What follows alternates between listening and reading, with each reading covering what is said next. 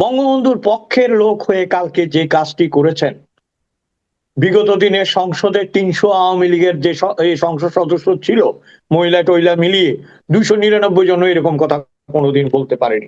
ভাই ওই যে বেশি কথা বললে একটু মাঝে মাঝে উল্টা বলে, উনি বলছে আওয়ামী লীগ একটি অভিশপ্ত দল। এখন প্রশ্ন হচ্ছে, আওয়ামী লীগ যদি একটি অভিশপ্ত দল হয়, ফজলুর রহমান উনি এক একটা বাক্য শেষ করছেন অথবা এক একটা ইস্যু শেষ করছেন, আর সঙ্গে সঙ্গে বিএনপির সকল সংসদ সদস্য ইনক্লুডিং প্রাইম মিনিস্টার, জি, এটাকে আপনি কি বলেন? এটা তো এক ধরনের, আমি তো মনে করি এই ক্রেডিটটা বিএনপি নিতে চাচ্ছি। আজ আমাদের সঙ্গে শুধু সিডনি থেকে আমাদের অতিথি হিসেবে উপস্থিত হতে পেরেছেন বলবো বিশিষ্ট কলামিস্ট লেখক জনাব অজয় দাস। অজয় দা, আপনি অনেক ব্যস্ত থাকেন আমি জানি, আপনি একদম মানে ঘড়ির কাঁটা ধরে চলেন, তার মধ্যে এত সময় মানে ব্যস্ততার মধ্যে যে আপনি আমাদের জন্য সময় বের করতে পেরেছেন, নিয়মিত বের করে থাকেন, এই জন্য আপনার কাছে অশেষ কৃতজ্ঞতা।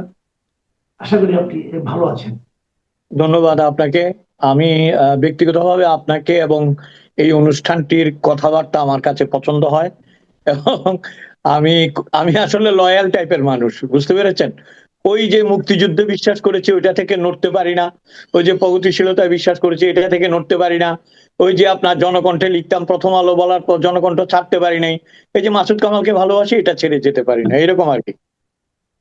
আসলে মানে ভালোবাসার অনেকটা এরকমই। তো এই ভালোবাসার জন্য অনেক কিছু হয় কিন্তু এই দুনিয়া। কালকে আমরা দেখলাম জাতীয় সংসদে মুক্তিযুদ্ধের প্রতি ভালোবাসার একটা প্রকাশ কালকে আমরা দেখলাম, এবং আমি খুব ইন্টারেস্টিংলি খেয়াল করলাম যে অ্যাডভোকেট ফজলুর রহমান, বীর মুক্তিযোদ্ধা, উনি কালকে মুক্তিযুদ্ধের পক্ষে এবং মুক্তিযুদ্ধের বিপক্ষে যারা ছিলেন তাদেরকে উনি যেভাবে বললেন কথাগুলো, এবং উনি কিন্তু ব্যক্তিগত আক্রমণটা ইম্পর্টেন্ট না, ইম্পর্টেন্ট হলো যে এই মুক্তিযুদ্ধ নিয়ে যে সমস্ত নাটক হচ্ছে, মুক্তিযুদ্ধকে অবমূল্যায়িত করার জন্য যে ধরনের মানে ঘটনা ঘটানো হচ্ছে, এবং উনি কিন্তু এগুলি বলতে যে নিজের দলের একটু সমালোচনা করলেন। তো আমার ধারণা আপনি এর মধ্যে মোটামুটি এই ওনার যে বক্তব্যটা দেখেছেন অথবা শুনেছেন, আপনি আপনার কাছে প্রাথমিকভাবে কি মনে হয়েছে ওনার এই বক্তব্য? আমি শুরুতেই আপনাকে একটা কথা বলি, ফজলুর রহমানের বক্তব্য বিমোহিত করে, মানে আপনার আকৃষ্ট করে। উনি যদিও প্রমিত বাংলায় কথা বলেন না, উনি উনার কিশোরগঞ্জের বাংলায় কথা বলেন যেখানে বাড়ি, কিন্তু আকর্ষণ করে। এবং আওয়ামী লীগের দুর্ভাগ্য কি জানেন? নূরে আলম সিদ্দিকী প্রমিত বাংলায় রবীন্দ্রনাথের কবিতা উদ্ধৃত করে ঘন্টার পর ঘন্টা বলতে পারতেন, আওয়ামী লীগ তাকে রাখতে পারেনি। মিজানুর রহমান চৌধুরী রসিকতা করে, ঠাট্টা করে, তার বক্তব্য আমি অনেক শুনেছি, দারুণ ভাবে মানুষকে জমিয়ে রাখতে পারতেন, আওয়ামী লীগ তাকেও রাখতে পারেনি। তারপরে আপনার শাহজাহান সিরাজ যখন বক্তৃতা দিত আগুন বেরোতো, শাহজাহান সিরাজ এবং আসম আব্দুর রব, তারাও থাকতে পারেনি। এইরকম করতে করতে আজকে যদি আমরা ফজলুল হকের কথায় আসি, আমাদের ফজলুল কথায়, তাকেও কিন্তু আওয়ামী লীগ রাখতে পারেনি, ছাত্রলীগের সেক্রেটারি ছিল কিন্তু, তাই না? রাখতে পারেনি। এবং এই রাখতে না পারার কারণে কালকে হয়তো উনি ওই সংসদে বঙ্গবন্ধুর কথা বলতে পারেননি। উনি মুক্তিযুদ্ধের কথা বলে জিয়াউর রহমানের অবদানের কথা বলেছেন, তার যিনি নেতা, যে একজন মেজর থেকে রাষ্ট্রপতি হওয়া পর্যন্ত বর্ণনা করেছেন, কিন্তু তার তো কিছু প্রোটোকল আছে, তিনি বঙ্গবন্ধুর কথা কালকে বলতে পারেন। কিন্তু বঙ্গবন্ধুর পক্ষের লোক হয়ে কালকে যে কাজটি করেছেন, বিগত দিনে সংসদে ৩০০ আওয়ামী লীগের যে এই সংসদ সদস্য ছিল, মহিলা টইলা মিলিয়ে ২৯৯ জন এরকম কথা কোনোদিন বলতে পারেনি। আমি এটা কালকে অন্তর থেকে উপলব্ধি করেছি যে তিনি মুক্তিযুদ্ধ এবং তার ন্যারেটিভ যেটা, সেটা তিনি ভালোবাসা থেকে বলেন। মাসুদ ভাই, আমাদের তো একটা জিনিস মনে রাখতে হবে, আমি গতবারও বোধহয় এখানে বলেছিলাম যে যখনই আপনি আসলে আসল এবং ফাও দুটাই খাইতে চাইবেন, ফাও যদি বেশি খাইতে চান তখন আসলটা কিন্তু হাতছাড়া হয়ে যায়। এই যে আপনার ২৪শে অগাস্টে যেটা ঘটেছিল, আপনি দেখেন কালকে ফজলুর রহমান একটা অত্যন্ত মারাত্মক সুন্দর এবং সত্য কথা বলেছে। মারাত্মক সত্যটা কিরকম মারাত্মক? ওরা বলেছে যে ৭১-এ গন্ডগোল হয়েছে, খেয়াল করেন, ৪৭-এ এবং ২৪-এ যুদ্ধ হয়েছে, গণযুদ্ধ বা বিপ্লব হয়েছে। এই ছাগলগুলিকে জিজ্ঞেস করতে ইচ্ছা করে যে এখন বিপ্লবে স্পন্দিত বুকে মনে হয় আমি ইউনুস। ইউনুস কই? কে করলো এই বিপ্লব? এই বিপ্লব কে করলো? কে? আপনি দেখেন একজন, আমি আমি না সবসময় ভীষণ বিরক্ত হই আমি যখন ওনার কথা মনে পড়ে। একটা মানে কি বলবো, উচ্চশিক্ষিত মানুষ, একজন নোবেল বিজয়ী মানুষ, তিনি একটা ছেলেকে হাত ধরিয়ে বলছে, আপনার মনে আছে নিশ্চয়ই, হাত উঁচিয়ে বলছে হ্যাঁ, হ্যাঁ, যে হ্যাঁ। এই হচ্ছে মাস্টার মাইন্ড এবং এই পৃথিবীর অনেক দেশে বিপ্লব করতে পারে। এই পোলার তো এখন কোনো চেহারাই দেখি না, খেয়াল করেন কিন্তু। হ্যাঁ, এখন মুশকিল হয়েছে কি জানেন, এরাও, এরা যে জায়গাটায় সবচেয়ে বড় ভুল করেছে, আমি এই ফজলুর রহমানের বক্তব্যের প্রাসঙ্গিকতা থেকে বলছি, তারা যে জায়গাটায় ভুল করেছে সেটা হচ্ছে যে জায়গায় আপনি নমনীয় হবেন, যে জায়গায় আপনি কম্প্রোমাইজ করবেন, সে জায়গায় আপনি লড়াই করতে গেছেন। আর যে জায়গায় আপনার লড়াই করার দরকার সেই জায়গায় আপনি নমনীয় হয়েছেন। আপনি নমনীয় হয়েছেন এন্টি মুক্তিযুদ্ধ শক্তির কাছে, আর আপনি শক্ত হতে চেয়েছেন মুক্তিযুদ্ধের পক্ষের শক্তির বিরুদ্ধে। শেখ হাসিনা দেশ ছেড়ে চলে গেছেন, দেশত্যাগী পলাতক আমরা যাই বলি, তিনি চলে গেছেন। আওয়ামী লীগ সদল বলে ভেঙেছে, এরপরে আপনি মুক্তিযুদ্ধকে কেন টার্গেট করছেন? আওয়ামী লীগ কি মুক্তিযুদ্ধের বাপের সম্পত্তি? আওয়ামী লীগ তো এই দেশের সাধারণ মানুষের সম্পত্তি। এই আপনার মুক্তিযুদ্ধ, মুক্তিযুদ্ধ তো এই দেশের সকল মানুষের। মুক্তিযুদ্ধে যে আপনার, আমরা সিরিয়াস যে জায়গায় চলে যাচ্ছি, মুক্তিযুদ্ধে যে আপনার টোটাল যে সরকারটা বা যে টোটাল যে আপনার উপদেষ্টা বা শুভানুধ্যায়ীদের নেওয়া হয়েছিল, তারা কারা? তারা তো কমিউনিস্ট পার্টির, মুজাফফর নায়ক, বিভিন্ন দল থেকে, আপনার বাংলাদেশের বহু দল থেকে, সেখানে মৌলানা ভাসানী নিজেও ছিলেন এক সময়, সবাই মিলে এটা হয়েছিল। হ্যাঁ, আওয়ামী লীগ এটা নেতৃত্ব দিয়েছিল। আপনারা এসেছিলেন মুক্তিযুদ্ধকে, আওয়ামী লীগকে নয়, মুক্তিযুদ্ধকে মুছে দিতে। এবং সেই কারণে কালকে ফজলুর রহমান গর্জে উঠেছেন, একটা মারাত্মক কথা বলেছেন যে আপনি জামাত করেন করেন, আবার এদিকে মুক্তিযোদ্ধার পরিবার দাবি করেন, এটা ডবল অপরাধ। বলতেছে এটা ডাবল অপরাধ। আর একটা কথা বলেছে যে এই দেশের অনেক কিছুই তো থাকে, রয়্যাল বেঙ্গল টাইগারও থাকে, যতক্ষণ রয়্যাল বেঙ্গল টাইগার থাকবে ততক্ষণ আপনারা জিততে পারবেন না। এবং ফজলু ভাই ওই যে বেশি কথা বললে একটু মাঝে মাঝে উল্টা বলে, উনি বলছে আওয়ামী লীগ একটি অভিশপ্ত দল। এখন প্রশ্ন হচ্ছে, আওয়ামী লীগ যদি একটি অভিশপ্ত দল হয়, এই উপমহাদেশে স্বাধীনতার নেতৃত্ব দেয় আরো দুইটা দল আছে, ভারতের কংগ্রেস, পাকিস্তানের মুসলিম লীগ। মুসলিম লীগ তো উদাও হয়ে গেছে, এমন অভিশপ্ত যে তাকে আর জিনিও খুঁজে পায় না এখন। আর একটা হলো যে আপনার কংগ্রেস, কংগ্রেসে দেখেন শুধু নেহেরু, তারপরে মানে নাওজুবিল্লাহ এখন পর্যন্ত মারা যায় নাই, এই ছাড়া যত নেতা হয়েছিল গান্ধী পরিবারের সবগুলি মারা গেছে এবং সবগুলোর অপমৃত্যু। তাহলে কি সেটিও অভিশপ্ত দল? এটি অভিশপ্ত দল নয়, এটি হচ্ছে ইতিহাসের সাথে চলতে না পারার অপরাধ, এবং ইতিহাসকে নিজেদের করে নিতে না পারার অপরাধ, এবং ইতিহাসকে নিজেদের পকেটে ঢুকানোর অপরাধ। তবু আমি স্যালুট জানাই ফজলু ভাইকে। জি, আপনি এটা খেয়াল করেছেন যে আমাদের এখানে বর্তমানে যেটা হয়, একটা এক ধরনের কালচার আছে যে যদি আপনি কোনো একটা দলের সঙ্গে থাকেন, আপনি সেই দলের বাইরে একটা কথা বলতে পারেন। কিন্তু আমি কালকে খুব বিস্ময় বলেন, আনন্দ বলেন, আমি লক্ষ্য করেছি যে ফজলু ভাই একটা প্রসঙ্গে বললেন যে উনি কোনো দলের বিরুদ্ধে যান এবং উনি তারও সমালোচনা করলেন। সেটা হলো, যিনি বললেন যে এই যে সংসদে শোক প্রস্তাব গ্রহণ করা হয়েছে প্রথম দিনই, এবং সেই শোক প্রস্তাবে যুদ্ধ অপরাধী যারা ছিল তাদের নামেও শোক প্রস্তাব গ্রহণ করা হয়েছে, উনি সেটাকে সমর্থন করছেন না। এই যে বলার মতো মেরুদণ্ড, এটাও কিন্তু আমি মনে করি যে গণতন্ত্রেরই একটা সৌন্দর্য। আপনার কাছে এটা কেমন লেগেছে? এখন দেখেন, আপনি যেটা বলছেন এর উপরে কথা নেই, এই যে ভেতরে দাঁড়িয়ে এই কথা বলা, আমরা কিন্তু বাইরের থেকে বলছি, উনি সংসদে দাঁড়িয়ে বলেছেন, এটার জন্য গার্ডের প্রয়োজন আছে, কিন্তু গার্ডসের প্রয়োজন আছে। হি হ্যাজ দ্যাট গার্ডস, তিনি বলতে পেরেছেন এটা। এবং প্রকারান্তরে আরেকটা জিনিস দেখেন, তাকে জিততে না দেওয়ার জন্য আওয়ামী লীগ যাকে জিতিয়ে আনতো, তিনি আমাদের দেশের সর্বোচ্চ ক্ষমতায় ছিলেন, তাই না? দুইবারের জি, জন্য। এবং তিনি কিন্তু কোন অনুষ্ঠানে গিয়ে বলতো যে লাইটটা মাইয়া ওদিকে দেন, আমি কিন্তু দেখতাছি না চোখে, ওইদিকে সুন্দর মাইয়ারা আছে ওইদিকে দেন। এই আমি কেন বলছি জানেন, এই মানুষের মতো, ফজলুর রহমানের মতো মানুষদেরকে চুজ করতে পারেন এই মুক্তিযুদ্ধের পক্ষের শক্তি, অন্ধ হয়ে গিয়েছিল। যাকে চুজ করেছে সে, তারা ছিলেন রং। আর উনি, আপনি যত রকমই আমাকে বোঝান না কেন, এই লোকটা, আপনি যেটা বললেন যে এই যে যুদ্ধাপরাধীদের শোক প্রস্তাব নেওয়ার বিরুদ্ধে কথা বলতে পারার মতো সৎ সাহস, কই কাদের সিদ্দিকীও তো বলতে পারে না এরকম কথা। তাদের আরো অনেক যারা মুক্তিযোদ্ধা তারাও তো বলতে পারে নাই। কর্নেল অলিদের আমরা দেখছি না বারবার এই পাশ ওপাশ করছে। সেই জায়গায় এই লোকটা তো দৃঢ়ভাবে দাঁড়িয়ে আছে এবং যেটুকু পারপাস উনি সার্ভ করছে, এটা আবার আওয়ামী লীগের একটা বিরাট পাওনা। আপনার যখনই আমরা মুক্তিযুদ্ধের পক্ষে কথা বলি, যখনই আমরা বঙ্গবন্ধুর পক্ষে কথা বলি, যখনই আমরা বলি যে রয়্যাল বেঙ্গল টাইগার থাকলে রাজাকার আর পারবে না, ওগুলি সবগুলি গিয়ে ক্রেডিট হয়ে যায় তাদের তাদের অ্যাকাউন্টে। এইটা তাদের একটা, জি এটা না তাদের এখানে একটা সৌভাগ্য। এখানে না দাদা, এখানে আমি একটা কথা বলতে চাই। আমরা আমরা কেন ধরে নিচ্ছি যে মুক্তিযুদ্ধের পক্ষে কিছু বললে, মুক্তিযুদ্ধের পক্ষে কিছু গেলে সেটা আওয়ামী লীগের অ্যাকাউন্টে যাবে? বিএনপি তো মুক্তিযোদ্ধাদের দল আমি মনে করি। অথবা যদি বিএনপি যদি ভাবে, বিএনপি 2001-এর বিএনপি 2001-এ যে ক্ষমতায় যে বিএনপি এসেছিল, তারা তো জামাতের সাহায্য নিয়ে অথবা জামাতকে নিয়ে এসেছিল।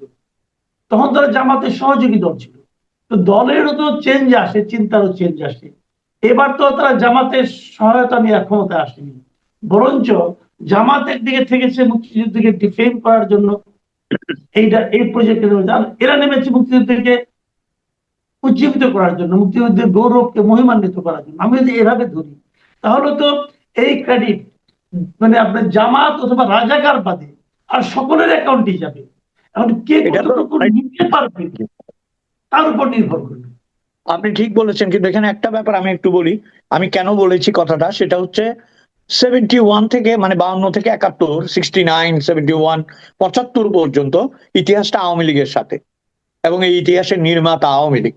সেজন্য ওই পয়েন্টে যে সমস্ত ক্রেডিট গুলো যায় অটোমেটিক্যালি তারা এটার সুফলটা ভোগ করে। আমরা কিন্তু ক্রেডিট দিচ্ছি না, কারণ আমরা ক্রেডিট দিতে চাচ্ছি না, কিন্তু সুফলটা তারা ভোগ করে। ওই যে একবার ইনভেস্ট করলে সুদ পায় না, ওই সুদটা কমে গেছে, সুদটা কমে গেছে, অনেক কমে গেছে, কিন্তু এখনো 2-1% সুদ পায়। আর আপনি যেটা বললেন বিএনপির পক্ষে বললে কিন্তু অনেক লোক আবার মাইন্ড করে, গালাগালি করে, খেয়াল করেন আপনি। কিন্তু আপনি যেটা বললেন ইট ইজ ইম্পর্টেন্ট, ওদের টানটা পজিটিভ হয়েছে এবং এটাও কিন্তু ইতিহাসের একটা বিচার। ওরা জামাতকে সাথে নিয়ে ক্ষমতায় গিয়েছিল এবং মনে করা হতো জামাত ওদের থিঙ্ক ট্যাঙ্ক, এবং এটা সত্য ছিল। এবং আস্তে আস্তে বিএনপি সেকেন্ড হয়ে গেছিল, মানে আপনার কি বলে এটা, মানে মায়ের চেয়ে পোলা বড় এরকম একটা ভাব ছিল। কিন্তু ওই জামাতকে এনকাউন্টার করে পরাজিত করে আজকে জামাতকে বিরোধী দলে রেখে বিএনপি রাজনীতি করছে, এটা বাংলাদেশে একটা পজিটিভ টার্ন।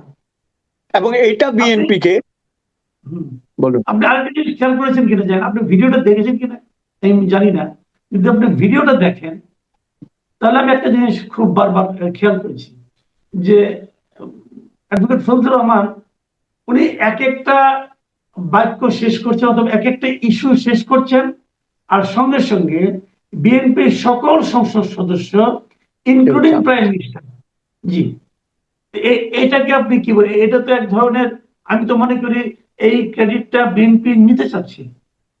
হ্যাঁ আমার তো মনে হচ্ছে, কারণ কি জানেন, যখন ওরা জামাতের বিরুদ্ধে দাঁড়িয়েছে ওদের শক্তিশালী প্রতিরক্ষা হচ্ছে মুক্তিযুদ্ধ। এবং যেভাবেই আমরা দেখি না কেন, জিয়াউর রহমান সেক্টর কমান্ডার ছিলেন, জিয়াউর রহমান বঙ্গবন্ধুর পক্ষে হোক নিজে হোক ঘোষণা দিয়েছেন, বঙ্গবন্ধুর পক্ষ থেকেই দিয়েছিলেন ঘোষণাটা স্বাধীনতার, এগুলো তো অস্বীকার করা যাবে না।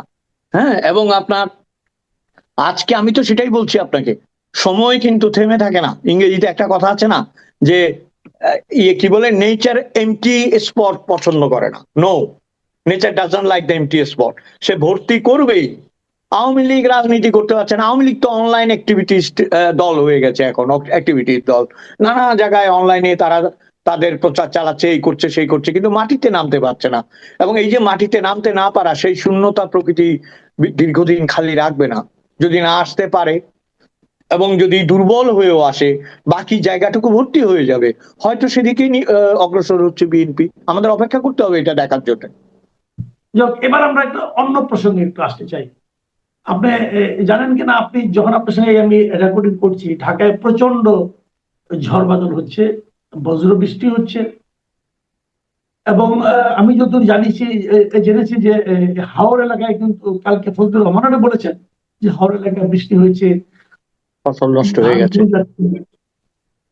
এগুলি তো প্রকৃতির একটা আমাদের নিয়তি বলবে, কিন্তু আমাদের কিছু করার নাই। কিন্তু আপনাদের চট্টগ্রামে, যেহেতু আপনাদের বললাম কিছু মনে করেন না, চট্টগ্রাম আমাদেরও, ঠিক আছে, যেহেতু আপনার হোম ডিস্ট্রিক্ট এটা, আপনাদের চট্টগ্রামে যে জলবদ্ধতাটা হয়, যেটা এখন হচ্ছে ওখানে, এটা কি পুরোটাই নিয়তি? না না, এটা পুরোটা নিয়তি নয়। কি হয়েছে জানেন তো, আমি বলি আপনাকে, চট্টগ্রাম তো wonderful city in the world. আসলে পৃথিবীর একটা অন্যতম সুন্দর শহর, যেখানে মানুষ মাথার কাছে পাহাড়, পায়ের কাছে সমুদ্র, এরকম একটা শহর। এর ভেরি রেয়ার। কিন্তু সমস্যা হচ্ছে কি জানেন, পাহাড়গুলো অবিরল কেটে ফেলেছে, কাটা হচ্ছে, অনিয়ন্ত্রিত ভাবে কাটা হয়। তারপরে আপনার ড্রেনেজ নেই। সবচেয়ে বড় সমস্যা হচ্ছে আপনার পানি নিষ্কাশনের ব্যবস্থা নেই। ড্রেনেজ ক্লিয়ার করা, সুয়ারেজের যে প্রবলেম, এইটা তো, এটা কি আজকের সমস্যা আপনার? এটা যে এর আগে আমরা যখন কথা বলছিলাম যে বি এম মহিউদ্দিন চৌধুরী থাকার আগে থেকে এবং ওনার সময়ে, তবে এটা আরো বাড়ছে। কেন বাড়ছে? কারণ পপুলেশন তো অনেক, এটা তো বুঝতে হবে। জনসংখ্যা যেখানে ইচ্ছা একটা ঘর বানিয়ে নিয়েছে, কারো তো কোনো কন্ট্রোল নেই। আমি কালকে যেটা দেখলাম দুর্ভাগ্যজনক ভাবে, মানে কি জানেন, ওটা বাড়ছে। আমাদের সময় হাঁটু পর্যন্ত ছিল, তারপরে আস্তে আস্তে কোমর পর্যন্ত এসছে, কালকে দেখলাম গলা পর্যন্ত হয়েছে। তার মানে কি, এর পরের বার যদি হয়, এর একই অবস্থা যদি চলতে থাকে এবং ওইটা যদি আরো, আমি কি বলবো, সংকুচিত হয়ে আছে, তাহলে কিন্তু এর পরে মানুষ আর রাস্তায় বেরোতে পারবে না বৃষ্টির সময়। মাত্র 4 ঘন্টা বৃষ্টিতে এই অবস্থা হয়েছে। তো আমরা যদি বৃষ্টির বিবরণ দেওয়া তো আমাদের কাজ না। আমি যেটা বলতে চাচ্ছি আপনার, এই ঘটনাগুলি ঘটেছে, রাজনীতির সাথে সম্পৃক্ত মানুষরা এই দিকে তাকায়নি। যাদের হাতে ক্ষমতা ছিল, মেয়র যারা, তারা কিন্তু ওই লোক দেখানো কিছু টাকা পয়সা দিত, এখানে ওখানে যেত, কিন্তু আসল কাজগুলো করেনি।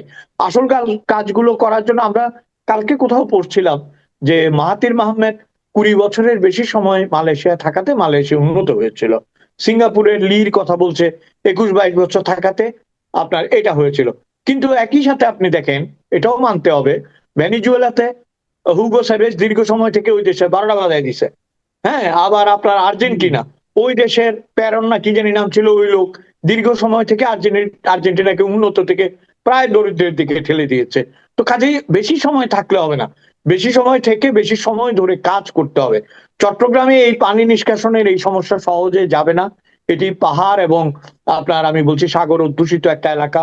এখানে যেটা করতে হবে সেটা হচ্ছে দীর্ঘমেয়াদী প্রকল্প নিয়ে, সিটিটা এক্সটেনশনই করে না আপনার। আপনি যদি আপনি যদি মালয়েশিয়া যেয়ে থাকেন, নিশ্চয়ই গিয়েছেন, আপনি জানেন যে কুয়ালালামপুরের উপরে প্রভাব এবং চাপ কমানোর জন্য ওরা পুত্রজায়াকে বেছে নিয়েছে সেকেন্ড ক্যাপিটাল। আমাদের এরকম কোন সিস্টেম কেন নেই? আমাদের চট্টগ্রামকে আরো অনেক দূরে নিয়ে গিয়ে শহরে চাপ কমিয়ে এই ব্যবস্থা না করলে কিন্তু সমস্যার সমাধান হবে বলে মনে হয় না। এবং এই মেয়রকে দোষারোপ করে কোনো লাভ নেই। আপনারা যারা ভাবছেন যে আমরা বিএনপির পক্ষে কথা বলছি, না, তা নয়। এই মেয়র মাত্র এসেছেন ক্ষমতায়, তিনি হয়তো এখনো জানেনও না কতটা নালা আছে, কতটা নর্দমা আছে চট্টগ্রামে। কাজে ইট ইজ ইজি, এটা ইজি কাউকে হুট করে বলে দেওয়া যে তুমি দায়ী, এটা এটা ঠিক না। আমার মনে হয় একটা দীর্ঘমেয়াদী পরিকল্পনা, যেটা আমাদের দেশে সবসময়ই অভাব আছে, সেই পরিকল্পনা ছাড়া চট্টগ্রাম আসলে এই বন্যার পানিতে তলিয়ে আবার ভেসে উঠবে, এরকমই নিয়তি আমাদের। আমি একটু আরেকটা প্রসঙ্গ বলছি, সেটা হলো আমরা ইদানিং দেখছি যে অন্তর্বর্তীকালীন সরকারের বিভিন্ন কর্মকাণ্ড নিয়ে এবং দুর্নীতি নিয়ে ইদানিং বেশ কথা উঠছে। এর মধ্যে যুক্তরাষ্ট্রের সঙ্গে যে চুক্তি হয়েছে, সেই চুক্তিটাকে অনেকে মানে গোলামী চুক্তিও বলছে। সেটা অনেক বড় বিষয়, এটা নিয়ে আলাদা একদিন একটা প্রোগ্রাম করা যেতে পারে। কথা বলা যাবে, হ্যাঁ। আমি কিছু ছোটখাটো বিষয় নিয়ে বলি, যেমন এই যে গণভোট, এই গণভোটের পরিচালনা করার জন্য বিভিন্ন সংগঠনকে টাকা দেওয়া হয়েছে।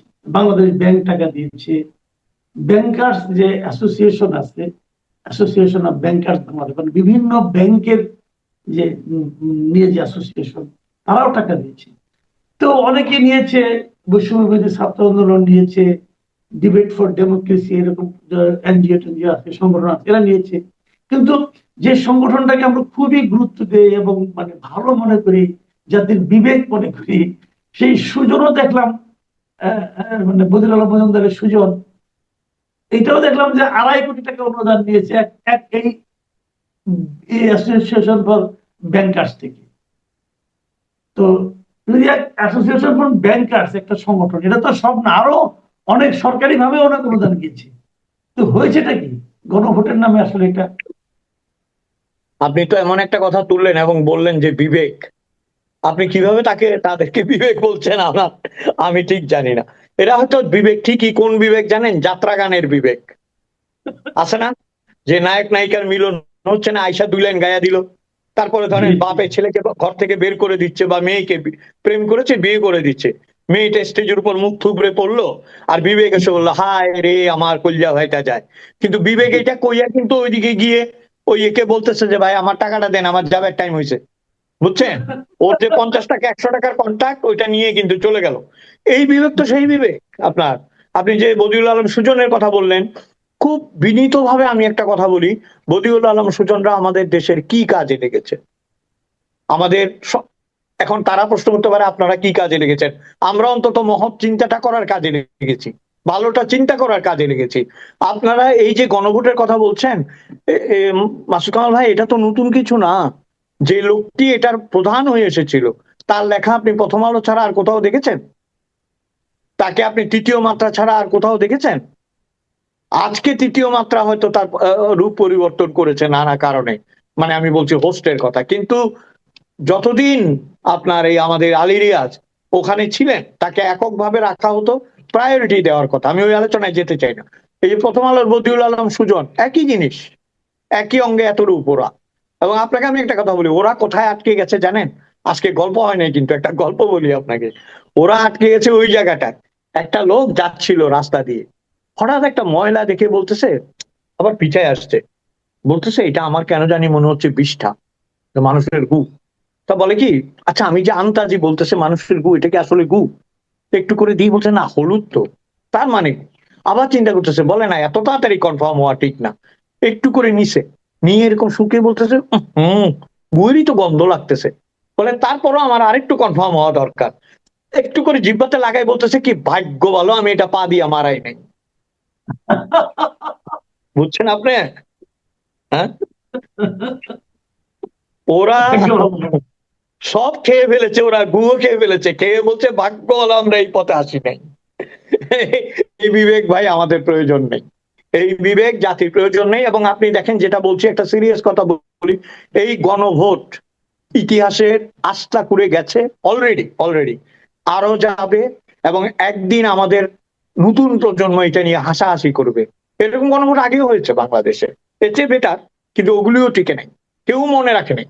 দেখেন ইতিহাস খুব সরল, ইতিহাস কিন্তু সরল মাসুদ ভাই, মানুষ এত জটিলতার ধার ধারে না।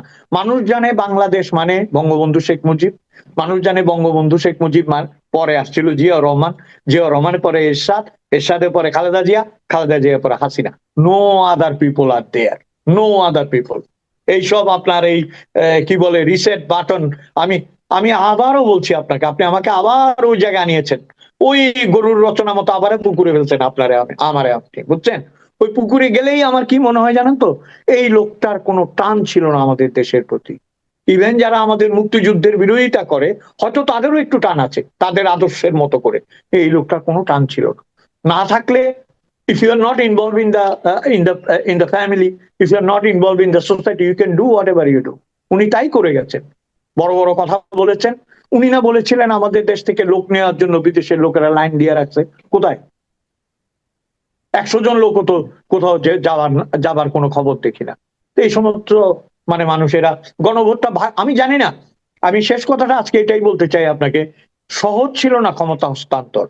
এটা এমন না যে উনি একেবারে শিশু সুলভ একটা আবদারে তারেক ভাই আসেন আপনাকে আমি ক্ষমতাটা দিয়ে মুক্ত হয়ে গেলাম, এরকম নয়। তার পেছনে নিশ্চয়ই কোনো শক্তি কাজ করেছিল, একদিন এই শক্তি নিশ্চয়ই আমরা নিশ্চয়ই জানতে পারবো। জি, অনেক ধন্যবাদ জনাব অজয় দাশগুপ্ত।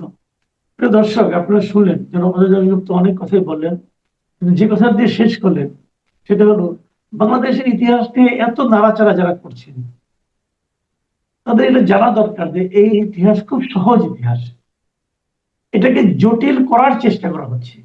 যিনি আসছেন ইতিহাসে সেই সোজা পথটাকে নিজের দিকে টানার চেষ্টা করছেন, কিন্তু আপনি টেনে তো একটা পথকে আপনাদের বাঁকা করতে পারবেন।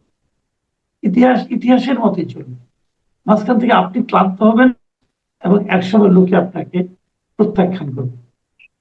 এই জিনিসটা, ইতিহাসের এই সহজ শিক্ষাটা যখন ভুলে যাই তখন আমরা জটিলতায় পড়ি এবং জটিলতা সৃষ্টি করি।